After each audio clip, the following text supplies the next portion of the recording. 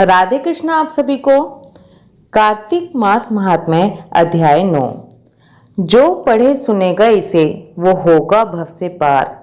श्री हरि कृपा से लिख रहा 9वें अध्याय का सार।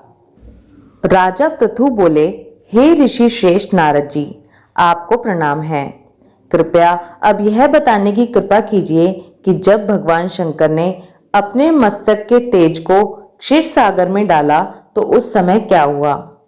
नारद जी बोले, हे राजन, जब भगवान शंकर ने अपना वह तेज क्षीर सागर में डाल दिया तो उस समय वह शीघ्र ही बालक होकर सागर के संगम पर बैठकर संसार को भय देने वाला रुदन करने लगा।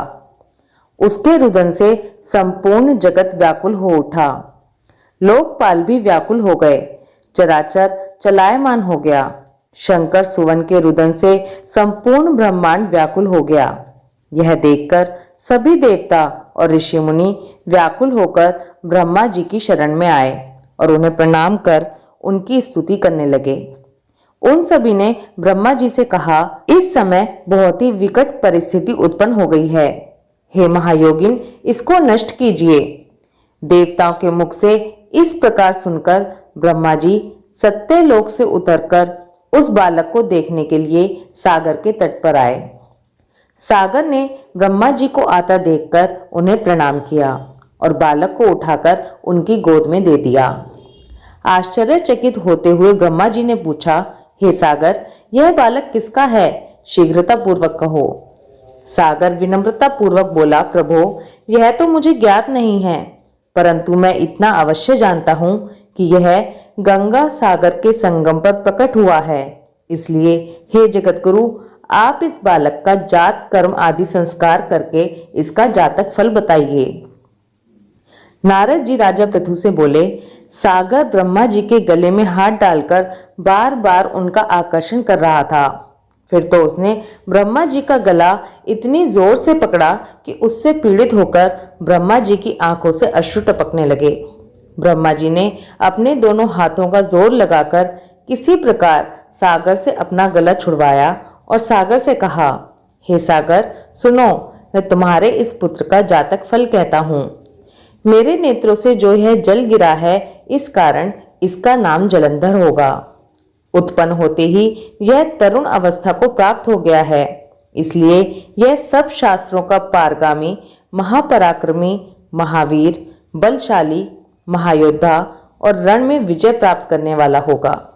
यह बालक सभी दैत्यों का अधिपति होगा। यह किसी से भी पराजित ना होने वाला तथा भगवान विष्णु को भी जीतने वाला होगा। भगवान शंकर को छोड़कर यह सबसे अवध्य होगा। जहां से इसकी उत्पत्ति हुई है, यह वहीं जाएगा। इसकी पत्नी बड़ी पतिव्रता, सौभाग्यशालिनी, सर्वांग सुंदरी, परम मनोहर, मधुर वाणी बोलने वाली तथा शीलवान होगी। सागर से इस प्रकार कहकर ब्रह्मा जी ने शुक्राचार्य को बुलवाया और उनके हाथों से बालक का राज्य अभिषेक कराकर स्वयं अंतर्ध्यान हो गए। बालक को देखकर सागर की प्रसन्नता की सीमा न रही।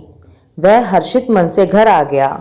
फिर सागर में उस बालक का लालन पालन कर उसे पुष्ट किया। फिर कालनेमी नामक असुर को बुलाकर वृंदा नामक कन्या से विधि पूर्वक उसका विवाह करा दिया गया। उस विवाह में बहुत बड़ा उत्सव हुआ। श्री शुक्राचार्य के प्रभाव से पत्नी सहित जलंधर दैत्यों का राजा हो गया। कार्तिक मास महात्म्य अध्याय 9 समाप्त। आज की इस वीडियो में हम अध्याय 10 को भी सुनेंगे। कार्तिक मास महात्म्य अध्याय 10। मायापति नारायण के चरणों में शीस नवाए। 10वां अध्याय कार्तिक, लिखूं नारायण राय। एक बार सागर पुत्र जलंधर अपनी पत्नी वृंदा सहित असुरों से सम्मानित हुआ सभा में बैठा था।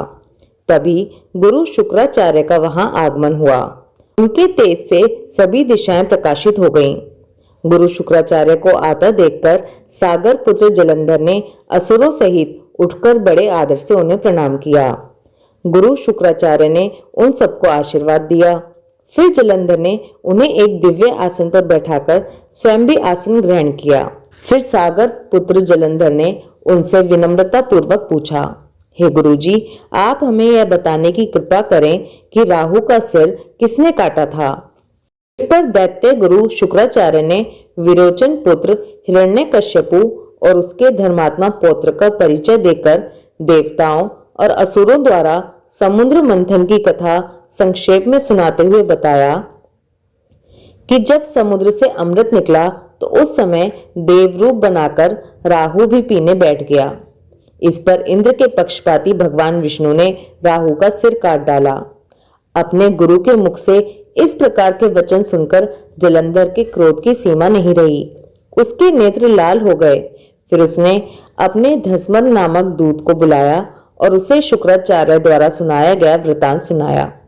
तत्पश्चात उसने धस्मर को आज्ञा दी कि तुम शीघ्र ही इंद्रपुरी में जाकर इंद्र को मेरी शरण में लाओ।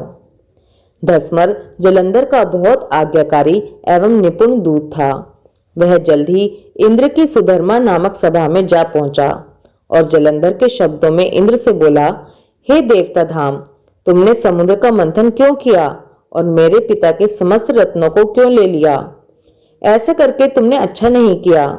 यदि तू अपना भला चाहता है तो उन सब रत्नों एवं देवताओं सहित मेरी शरण में आ जा, अन्यथा मैं तेरे राज्य का ध्वंस कर दूंगा। इसमें कुछ भी मिथ्या नहीं है।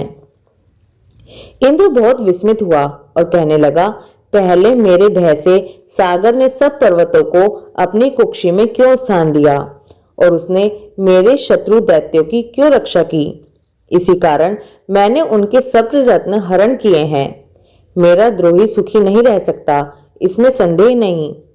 इंद्र की ऐसी बात सुनकर वह दूत शीघ्र ही जलंधर के पास आया और सारी बातें बता दी।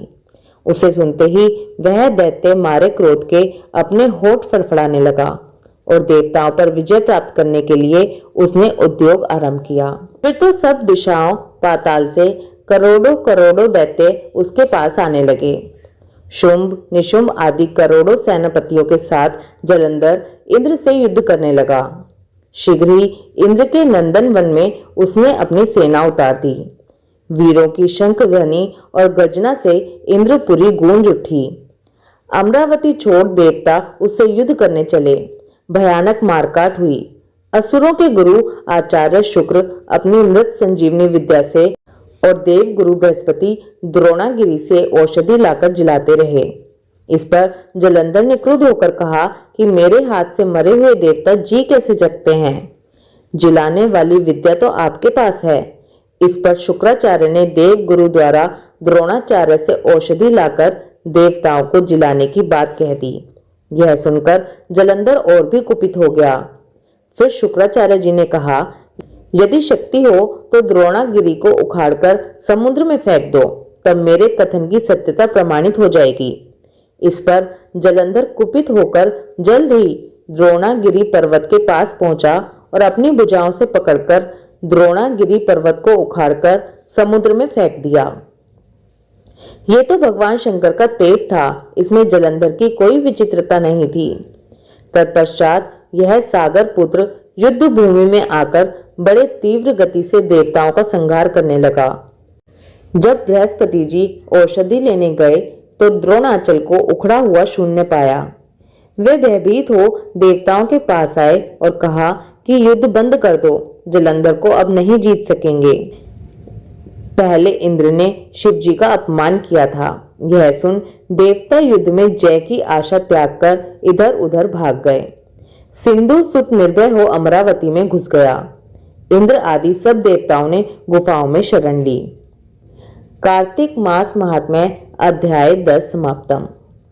ओम नमो भगवते वासुदेवाय नमः। राधे कृष्णा।